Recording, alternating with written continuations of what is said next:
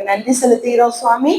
மாதர் ஞாயிறாக ஆண்டவரே நாங்கள் மன மகிழ்ச்சியோடு கொண்டாடி கொண்டிருக்கிற இந்த நன்னாளிலே நீர் எங்கள் மத்தியில் வாரும் தகப்பனே. நாங்கள் வெறும் கேட்கிறவர்களாக மட்டுமல்லாமல் கேட்கிற வசனங்களே எங்கள் இருதயத்திலே நிலைநிறுத்தி 1 30 30 60 100 மிகுந்த பலனை தரக்கூடிய பிள்ளைகளாய் இருக்கும்படியாய் உம்முடைய பரிசுத்த ஆவியினால் எல்லாமே எங்களை பலப்படுத்தியല്ലോ. மீட்பர் இயேசுவின் நாமத்தில் ஜெபிக்கிறோம். ஜெபம் கேளும் பரமபிதாவே, ஆமென். அன்பானவர்களே, மாதர் ஞாயிறாக கொண்டாடி கொண்டிருக்கிற இந்த நன்னாளிலே என்னை பற்றி போதகர் அறிமுகப்படுத்தினார். நான் உஷா ராஜ்குமார். தற்பொழுது மேல்பட்டி வட்ட மாதர் ஊழியராக, மேல்பட்டி வட்ட டீக்கனஸாக பணிபுரிந்து கொண்டிருக்கிறேன் என்பதையும் தெரிவித்துக் கொள்கிறேன். சிறிது நேரம் தியானிப்பதற்காக எடுத்துக்கொண்ட வேத பகுதி போவதற்கு முன்பாக, மாதர் ஞாயிறு பல தேவாலயங்களிலே ஆசரிக்கப்படுகிறது இல்லையா? பொதுவா மார்ச் 8ஆம் தேதி உலக மகளிர் தினமா ஆசரிப்பாங்க. ஜெர்மனியின் சமூக ஜனநாயக கட்சியோட மகளிர் அலுவலக தலைவர் திருமதி கிளாரா ஜெட்கின் என்பவர் 1975ஆம் வருடத்திலிருந்து மார்ச் 8ஆம் தேதி உலக மகளிர் தினமாக அறிவித்தார். அதிலிருந்து இன்று வரை உலக மகளிர் தினமாக மார்ச் 8ஆம் தேதியை கொண்டாடி கொண்டிருக்கிறோம். ஆனால் நம்முடைய திருச்சபைகளிலே மாதர் ஞாயிறு கொண்டாடுவதற்கான முக்கியமான காரணம், உயிர்த்தெழுந்த நம்முடைய அன்பின் ஆண்டவர் முதலாவது மரியாளுக்கு தரிசனம் கொடுத்தார். அதை நினைவு கூறுகிற வகையிலே ஈஸ்டருக்கு அடுத்த முதல் ஞாயிறை பெரும்பாலான திருச்சபைகளிலே இன்றளவும் மாதர் ஞாயிறு என்று நாம் கொண்டாடி கொண்டிருக்கிறோம் இல்லையா? உயிர்த்தெழுந்த ஆண்டவரை கல்லறையில் காணோம் என்று கண்ணீரோடு அழுது கொண்டிருக்கிறார் மரியாள்.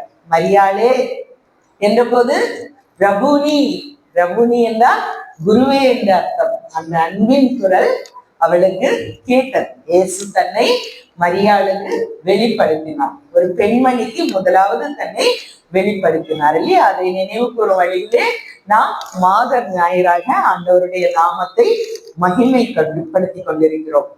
சிறிது நேரம் தியானிப்பதற்காக எடுத்துக்கொண்ட வேத பகுதி ரோமருக்கு எழுதின நிருபம் 12ஆம் அதிகாரம் 13ஆம் வசனம். ரோமர் 12:13.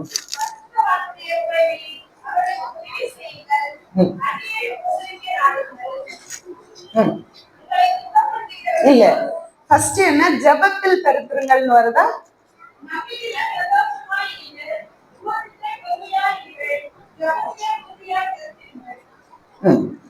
ஆக்சுவலா ரோமர் 12:3 கடவுள் பைபிள்ல 3 விஷயங்கள் சொல்றாங்க. நம்ம ஞாபகத்துல வச்சுக்க வேண்டிய 3 விஷயம். ஒன்று ஜெபத்தில் தரித்திருங்கள்.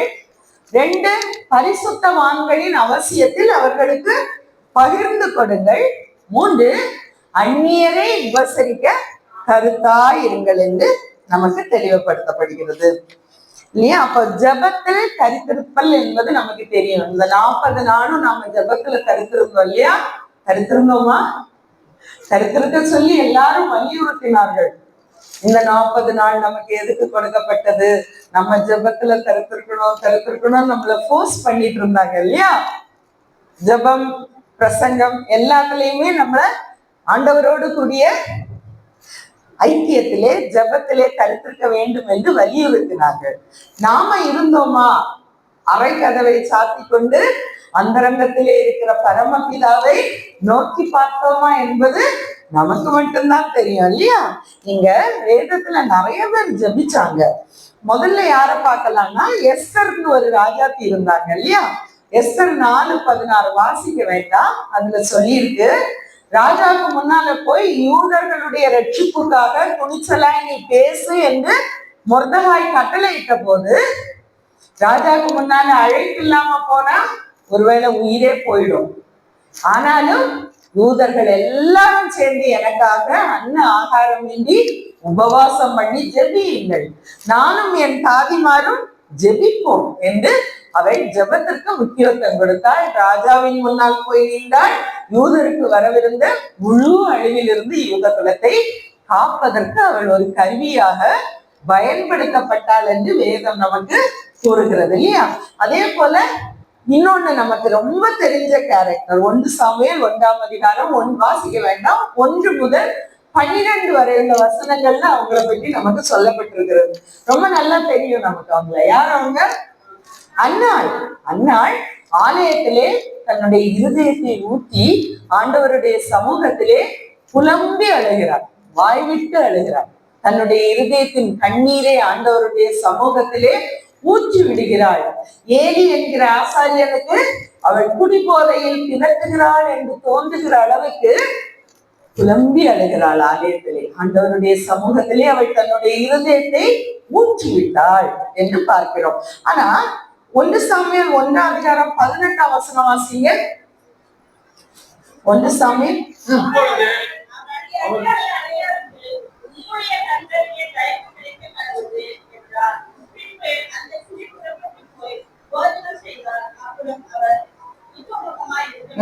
பின்பு அந்த ஸ்திரீ ஆண்டவருடைய சமூகத்திலே தன் கண்ணீரை தன்னுடைய விண்ணப்பத்தை ஊட்டிவிட்டு அவள் என்ன பண்ணுகிறாள்? சென்று போஜனம் பண்ணுகிறாள். அப்புறம் அந்த ஸ்திரீ துக்கமுகமாய் இருக்கவில்லை என்று வசனம் நமக்கு கூறுகிறது இல்லையா? அநேக வேளைகள்ல நம்முடைய ஜெபங்கள் அப்படிதான். ஜெபிப்போம் ஜெபிப்போம் ஜெபிப்போம், கண்ணீரோடு ஜெபிப்போம், வேதனையோடு ஜெபிப்போம், கலக்கத்தோடு ஜெபிப்போம். ஆண்டவரிடத்திலே ஜெபித்து விட்டோம், அவர் நம்முடைய விண்ணப்பங்களின் சத்தத்தை கேட்டு ஏற்ற வேளையிலே பதில் தருகிற ஆண்டவராய் இருக்கிறார் என்கிற விசுவாசத்தை அநேக வேளையிலே நாம் மறந்து விடுகிறோம். அவிசுவாசம் நம்மை அழுத்துகிறது, மீண்டும் மீண்டும் புலம்பி தவிக்கிறோம் இல்லையா? இந்த அன்னாள் அதற்கப்புறம் அதை பற்றி கவலையே படல. அவ்வளவு ஆண்டவர்கிட்ட சொல்லிட்டேன், இனி அவர் பார்த்து கொள்வார். கர்த்தர் அவளுடைய விண்ணப்பத்தின் சத்தத்தை கேட்டார், அவளுக்கு ஒரு அழகிய ஆண் மகனை கொடுத்தார். வசனம் சொல்லுகிறது 1 சாமுவேல் 2:21 அன்னாளுக்கு அதுக்கப்புறமா 3 குமாரரும் 2 குமாரத்திகளும் பிறந்தார்கள். குழந்தை இல்லை என்று ஆலயத்தில் எழுது புலம்பிய அன்னாளுக்கு சாமுவேல் பிறந்தார். அதன் பிறகு 3 குமாரரும் 2 குமாரத்திகளும் பிறந்தார்கள். கர்த்தர் அவளை கண்ணோக்கி பார்த்தார் என்று வசனம் நமக்கு கூறுகிறது இல்லையா? அப்ப நம்முடைய ஜெபத்துல நம்ம எப்படி இருக்கணும்? ஜெபத்துல தரித்திருக்கணும், அதே வேளையில விசுவாசத்தோடு தரித்திருக்கணும்.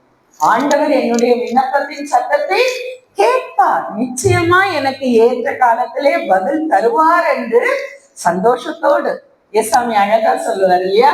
வருத்தப்பட்டு பாரம் சுமக்கிறவர்களே நீங்கள் எல்லாரும் என்னிடத்தில் வாருங்கள், நான் உங்களுக்கு இளைப்பாறுதல் தருவேன் இல்லையா? ரொம்ப ஈஸி, ஆனா நமக்கு ரொம்ப கஷ்டமான விஷயமும் அதுதான் இல்லையா? அது அவ்வளவு சீக்கிரம் எப்படி நம்ம பிரச்சனைகள்ல இருந்து நம்ம விடுபட்டுறது? இன்னும் கொஞ்ச நாள் தூக்கிட்டு கண்ணீரோடு கவலையோடு மன அழுத்தத்தோடு அலையலாமே இல்லையா? அப்படிதான் சுமந்துட்டு இருக்கோம் இல்லையா?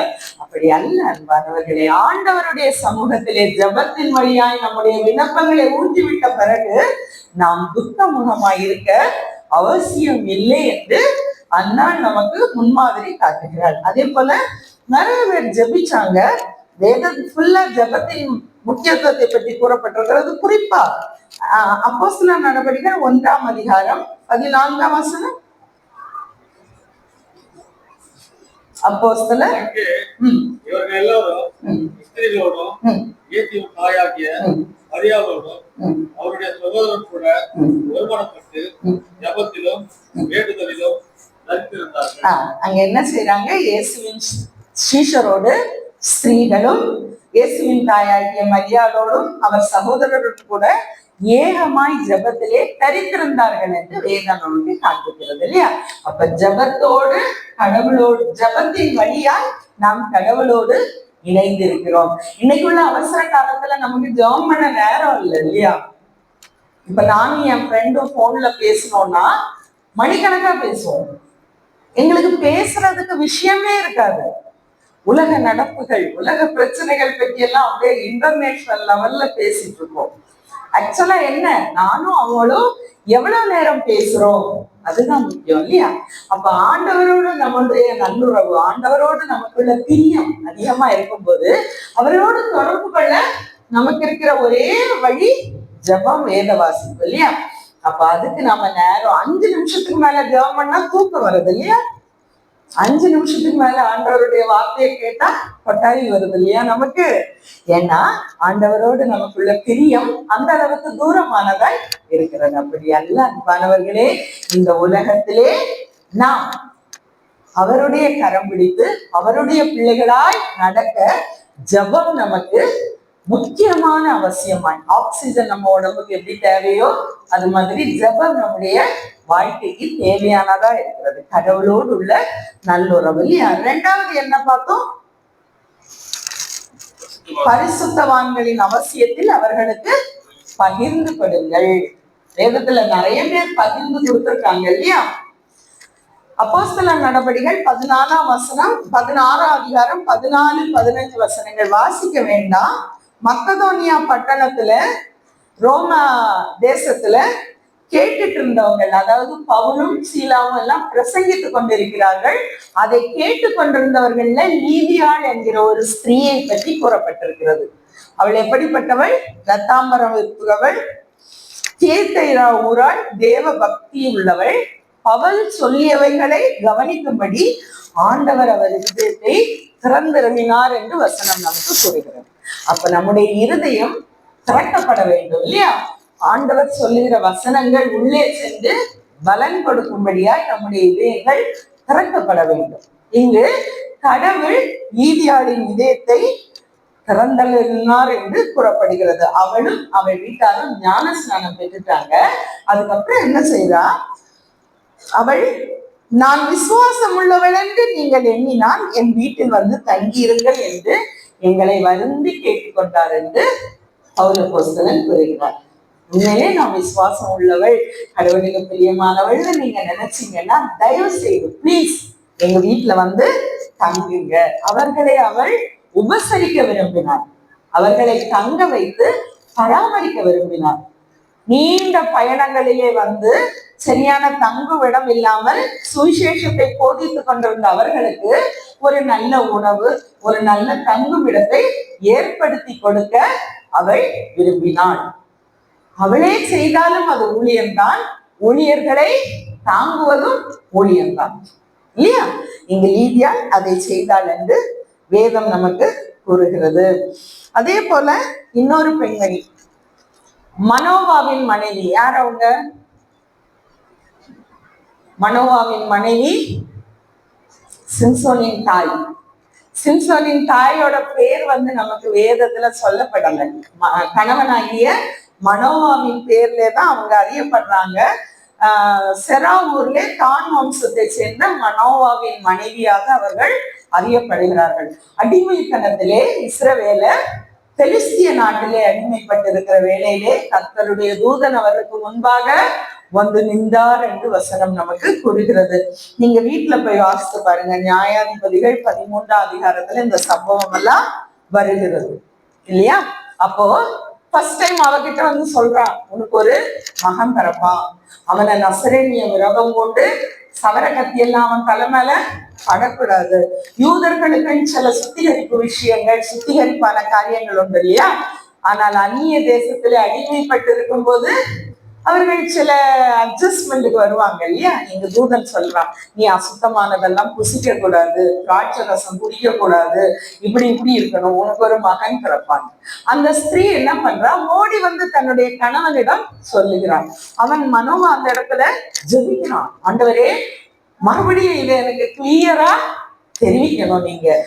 அவளுக்கு வந்தது தூதன்னு தெரியல, கடவுளுடைய மனுஷன்றா. தூதர்கள் மனுஷ ரூபத்திலே வந்து பேசுவாங்க இல்லையா? அவளுக்கு பார்த்த உடனே அது ஒரு கடவுளுடைய மனுஷன்னு தெரியும். அதே போல இன்னொரு தடவை அந்த ஸ்திரீ கிட்ட வந்தப்போ அவ எதுவுமே பேசல, நேரம் ஓடி தன் கணவனை கூப்பிடுறான். அன்னைக்கு சொன்னல அவர் வந்திருக்காரு, வாங்க வாங்க அப்படின்னு. சரின்ட்டு மனோவா ஓடி வந்து தன்னுடைய சந்தேகங்கள் எல்லாம் அந்த தேவ மனுஷன் கிட்ட கேட்கிறான். கேட்டுட்டு அவன் மனைவி கிட்ட சொன்னதெல்லாம் எக்ஸ்பிளைன் பண்ணப்போ என்ன சொல்றான், நீங்க வந்து சாப்பிட்டுட்டு போங்க, உங்களுக்கு வெள்ளாட்டு கறி வச்சு போதுன பதார்த்தம் நான் ரெடி பண்ணேன். அப்ப அந்த தூதன் சொல்றாரு, அவர் தூதன் என்று அவர்களுக்கு தெரியல, ஆனா அவங்களுக்கு உதவி செய்யணும்னு நினைக்கிறாங்க இல்லையா? அப்போ சொல்றாங்க, உங்ககிட்ட நான் சாப்பிட மாட்டேன், உங்களுக்கு ஏதாவது படைக்கணும்னு தோணுச்சுன்னா கர்த்தருக்கு படையுங்கள். அப்ப கேக்குறான், உங்க நாமம் என்னன்னு கேட்டதுக்கு ஒரு அழகான நாமம் சொல்றாரு. என்னன்னா, நியாயாதிபதிகள் 13:18 வருது.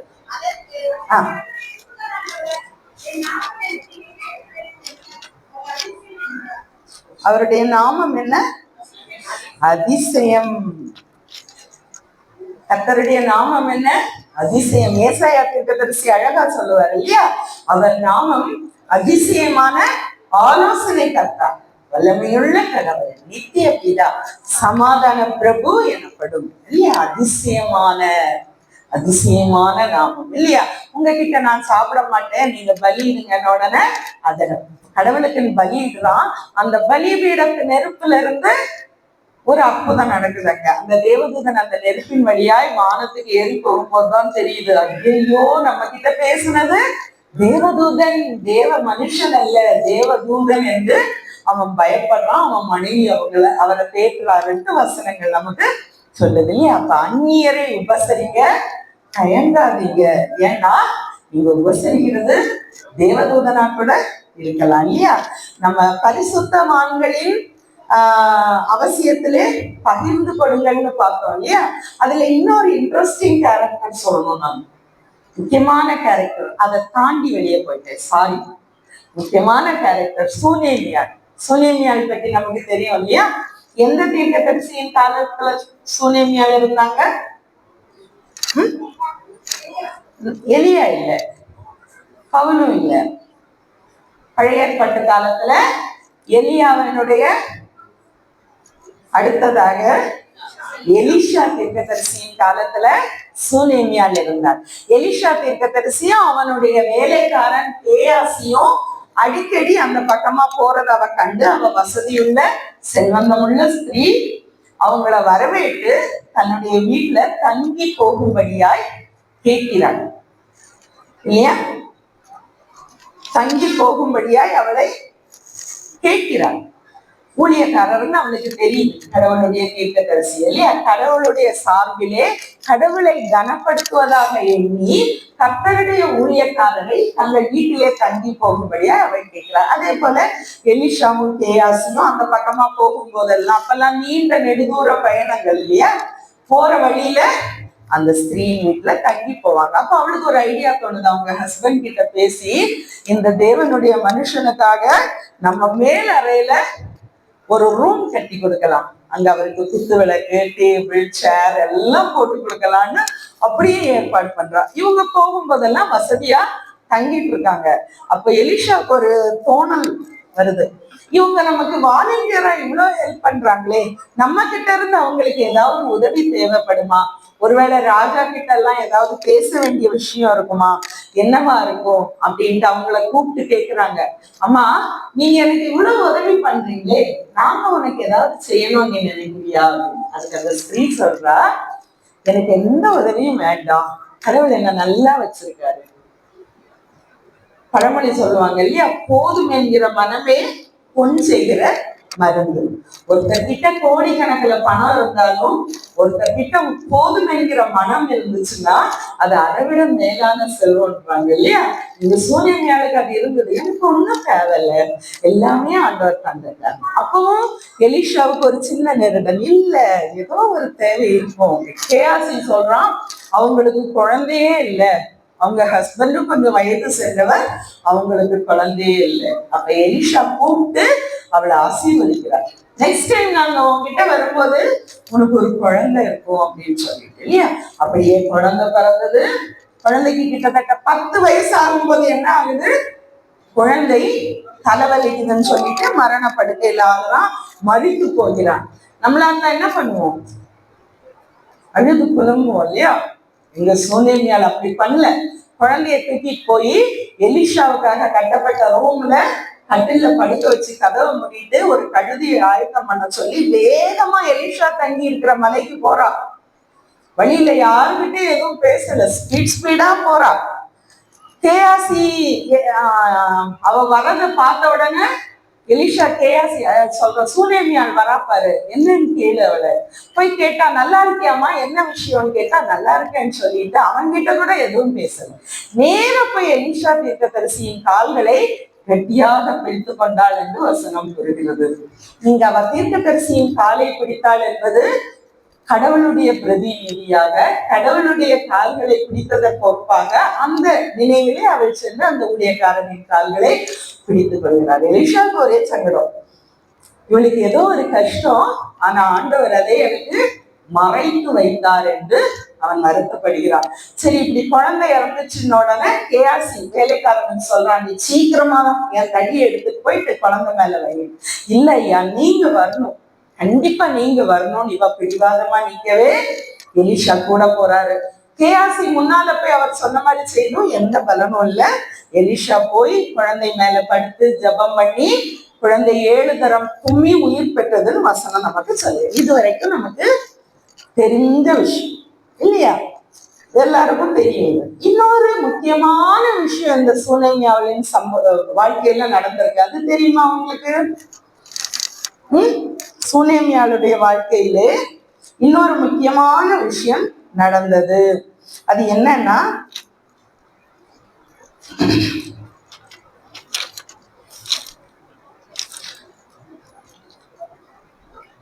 சூனேமியால வழியில பார்த்துட்டு என்ன சொல்றாரு,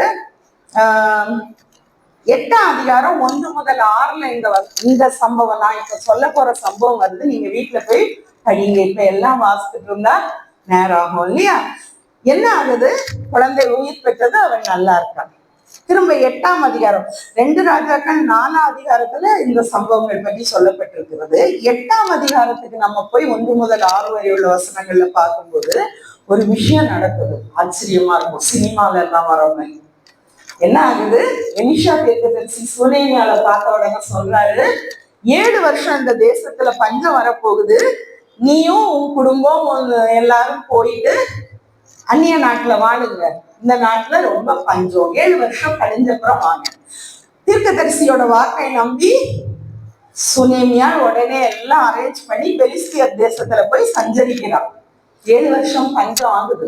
பஞ்சம் முடிஞ்சு வந்து பார்த்தா 1 மாசம் வீட்டை விட்டுட்டு போனா கூட யாரோ குடியேறிடுறாங்க இல்லையா? இப்பெல்லாம் நிலத்தை விட்டுட்டு போனா ஆக்குப்பை பண்ணிக்கிறாங்க இல்லையா? 7 வருஷம் பஞ்ச காலத்துல விட்டுட்டு போனா என்ன ஆகும்? அங்க கிடைக்கல. அவ என்ன பண்றா, தன்னுடைய நீதிக்காக, தன்னுடைய இடம் சொத்தெல்லாம் வேணும்ன்றதுக்காக ராஜா கிட்ட முறையிட போறான். அந்த ராஜா கிட்ட அந்த நேரம் கரெக்டா ஒரு சம்பவம் நடந்துட்டு இருக்கு. என்ன தெரியுமா? கேயாசி, அதாவது எலிஷாவின் வேலைக்காரனை கூப்பிட்டு வச்சு ராஜா கேட்டுட்டு இருக்காரு. அப்புறம் சொல்லு, எலிஷா என்னென்ன அற்புதம் செய்தாரு, வேற என்ன செய்தாரு, ஒரு குழந்தைய உயிரோட கூட எழுப்பினாரு அப்படின்னு சொல்லிட்டு இருக்கும்போது தயங்கி தயங்கி இந்த பெண் அரண்மனை வாசலிலே நிற்கிறாள். அவளை பார்த்ததும் கேயாசி சொல்றான், இந்த பெண்ணோட குழந்தையத்தான் எலிஷா தீர்க்கதரிசி உயிரோட எழுப்பினார். கரெக்டா அந்த டைம் இல்லையா? அதுக்கப்புறம் அறிமுகம் தேவையா? ராஜா உடனே அவளை அழைத்து அவளை விசாரித்து அவளுக்கு என்ன தேவை, ஒரு ஆளை அதுக்குன்னு நியமித்து அவளுடைய சொத்துக்களும் 7 வருஷமா அவளுக்கு கிடைக்க வேண்டிய அந்த பலன்களும் பெரும்படியாய் உதவி செய்தார் என்று வசனம் நமக்கு கூறுகிறது. வேதத்துல இருக்குது இதெல்லாம் இல்லையா? அந்நியரை உபசரிக்க கருத்தாயிருங்கள் என்பதற்கு சூனேமியா நமக்கு ஒரு எடுத்துக்காட்டு இல்லையா? இன்னொரு முக்கியமான உதாரணம் என்ன, ஆபிரகாம் தூரத்துல உட்கார்ந்துட்டு இப்படி நோக்கி பார்க்கிறாரு. பழைய காலத்துல எல்லாம் அப்படி ஒரு முறை இருந்துச்சு இல்லையா?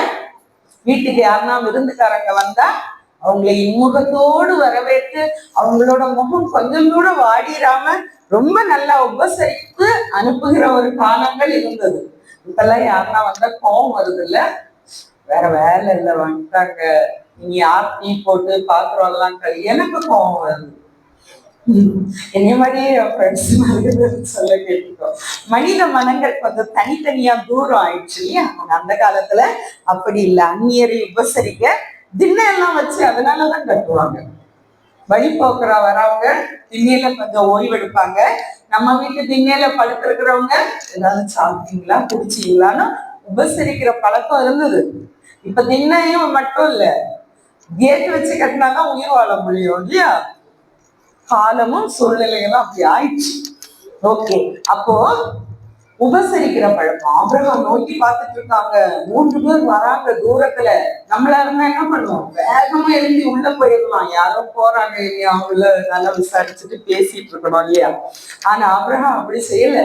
ஓடி போய் அவங்கள கூப்பிடுறான், ஐயா வாங்க, எங்க வீட்டுக்கு வாங்க, வந்து கால்களை கழுவி கொஞ்சம் போதனம் பண்ணிட்டு போங்கன்னு நல்ல 3 படி மெல்லிய மாவுல அப்பம் சுட்டு நல்ல கறி சமைச்சு அவங்களுக்கு கொடுத்து உபசரிக்கணும். பலன் என்ன? அடுத்த உற்பவ காலம் வரும்போது நீ ஒரு ஆண் குழந்தையை பெறுவாய் இல்லையா? அந்நியரை உபசரிக்க கருத்தாயிருங்கள். வருபவர்கள் தேவதூதராய் கூட இருக்கலாம். அதற்காக என்றல்ல, இந்த சிறியரில் எதை செய்தீர்களோ அதை எனக்கே செய்தீர்கள் என்று ஆண்டவராகிய இயேசு கிறிஸ்து கூறுகிறார். நம்முடைய சொந்தத்திற்கே இனத்திற்கே முகத்தை மறைக்கிற இந்த காலத்திலே அந்நியரை உபசரிக்க கருத்தாயிருங்கள் என்று வேதம் நமக்கு விளக்குகிறது. இன்னைக்கு நம்ம சுவிசேஷ பகுதியில ஒரு அழகான பகுதி வாசிக்க கேட்டோம் இல்லையா? என்ன வாசிக்க கேட்டோம்? மார்த்தாள் மரியாள் சம்பவம் இல்லையா? மார்த்தாள் என்ன செய்றா? வந்தவங்களை எல்லாம் கூப்பிட்டு, சின்ன விஷயமா அது, கேஸ் அடுப்பும் இண்டக்ஷன் ஸ்டவ்வும் இல்லாத அந்த காலத்துல அத்தனை பேருக்கு உணவு பரிமாறுறதுன்றது கஷ்டம் தான் இல்லையா? ரொம்ப கஷ்டம். ஏசாமி தனியா வர்றது இல்லை, அவர் கூட நிறைய பேர் இருப்பாங்க எப்பவுமே இல்லையா? எல்லாருக்கும் உணவு படைக்க வேண்டும், அவங்களை கவனிக்கணும் இல்லையா? பரபரப்பா வேலை செஞ்சுட்டு இருக்கா. மரியாதை என்ன செய்கிறாள்? ஆண்டவருடைய பாதத்துல அருகில உட்கார்ந்து அங்க இங்க அசையாம அவரோட வாயில இருந்து வர ஒரு வார்த்தையை கூட மிஸ் பண்ணாம கேட்கணும்னு விரும்புறார். ஜீவ வார்த்தைகள் இல்லையா? வேலை எப்ப வேணா செஞ்சுக்கலாம், உணவு எப்ப வேணா சாப்பிட்டுக்கலாம் இல்லையா? ஆண்டவருடைய வாயிலிருந்து வருகிற ஜீவ வார்த்தைகளை கேட்கும்படியாய் அவர் பாதத்தின் அருகே அவள் அமர்ந்திருந்தார். ஒரு குடும்பம் வரும்போது பெண்களோட நிலை நிறைய வேலைகள்லாம் மாத்தாள போலதான். ஜென்ஸ் பெட்டி கூட்டிட்டு வந்துருவாங்க விருந்த கெஸ்ட் இல்லையா? ஆனா அவங்கள உபசரிக்கிறது யாரு? பெண்கள் தான். அவங்கள சும்மா அனுப்புனா ஐயனம்மா ரொம்ப கஞ்சம், ஒரு தண்ணி கூட கொடுக்குறியான்னு கேட்கல சொல்லுவாங்க தானே? சோ வரவங்களை உபசரிச்சு எடுத்து நல்லபடியா கவனிச்சு அனுப்புறது பெண்களுடைய வேலையா இருக்கிறாங்க. என்ன ஆகுது? ஒரு ஜப கூட்டமோ ஒரு ஆண்டவருடைய வசனங்களையோ போதிக்கப்படுகிற இடத்துல பெரும்பாலும் நாம என்ன செய்யறோம்? உள்ள டீ போட்டுட்டு ஸ்நாக்ஸ் அடிக்கிட்டு அல்லது சாப்பாடு ரெடி பண்ணிட்டு இருக்கோம். வசனங்களை கேட்க முடியல இல்லையா? அது தப்பா சரியான்ற கேள்வி வந்தா செய்ய வேண்டியதுதான், ஆனா முடிச்சுட்டு செய்யலாமே. அவங்க எல்லாம் ஆண்டவருடைய வசனத்தை கூறி முடிச்சுட்டு கொஞ்ச நேரம் ரிலாக்ஸ் பண்ணுற நேரத்துல நம்ம அவங்களுக்கு தேவையானதை ஆயத்தம் பண்ணலாம் இல்லையா? ஆண்டவர் இங்க அழகா சொல்றாரு, மார்த்தாளே மார்த்தாளே, நீ அநேக காரியங்களை பற்றி கவலைப்பட்டு கலங்குகிறாய். தேவையானது கொஞ்சமே, தேவையானது ஒன்றே. மரியாள் தன்னை விட்டு எடுபடாத நல்ல பங்கை தெரிந்து கொண்டாள். தன்னை விட்டு எடுபடாத நல்ல பங்கு என்ன? ஆண்டவருடைய பாதத்திலே அமர்ந்து அவருடைய வார்த்தைகளை கேட்பது. அன்பானவர்களே, நமக்கும் சரியான நல்ல பங்கு அதுதான். நான் என் குழந்தைங்களுக்காக எவ்வளவு சொத்து சேர்த்து வைத்தாலும், எவ்வளவு பொக்கிஷங்களை சேர்த்து வைத்தாலும், என்னுடைய தலைமுறையாக அவர்கள் கஷ்டப்படாம இந்த உலகத்துல வாழணும்னு எவ்வளவு சேர்த்து வச்சாலும் அதனால பிரயோஜனம் கிடையாது. என்னுடைய குழந்தைகளுக்கு நான் ஆண்டவரை பற்றி சரியாய் சொல்ல முடியுமானால், ஆண்டவருடைய கரம் பற்றி நடக்க அவர்களை வழிநடத்த முடியுமானால், ஆண்டவருடைய பாதத்திலே அமர அவர்களுக்கு கற்றுக் கொடுத்தோமானால், ஆண்டவருடைய வசனங்களை வாசிக்க கேட்க கற்றுக் கொடுத்தோமானால், ஆண்டவரை நோக்கி ஜெபிக்க கற்றுக் கொடுத்தோமானால், இந்த பொல்லாத உலகத்திலே அவர்கள் மிகவும் சிறந்தவர்களாய் சந்தோஷமாய் ஆண்டவருடைய கரம் பற்றி நடக்க முடியும். கடவுளுக்கு முன்பாய் அவர்களை மண்டியிட கற்றுக் கொடுத்தோமானால் எந்த மனுஷருக்கு முன்பாகவும் அவர்கள் தலை குனிந்து நிற்க வேண்டியது வராமல் ஆண்டவர் அவர்களை நடத்துவார் இல்லையா? ஒருவரும் எடுக்கக்கூடாத தன்னை விட்டு எடுபடாத நல்ல பங்கை நம்முடைய பிள்ளைகளுக்கு கொடுக்க நாம் முற்படுதல் அவசியமா.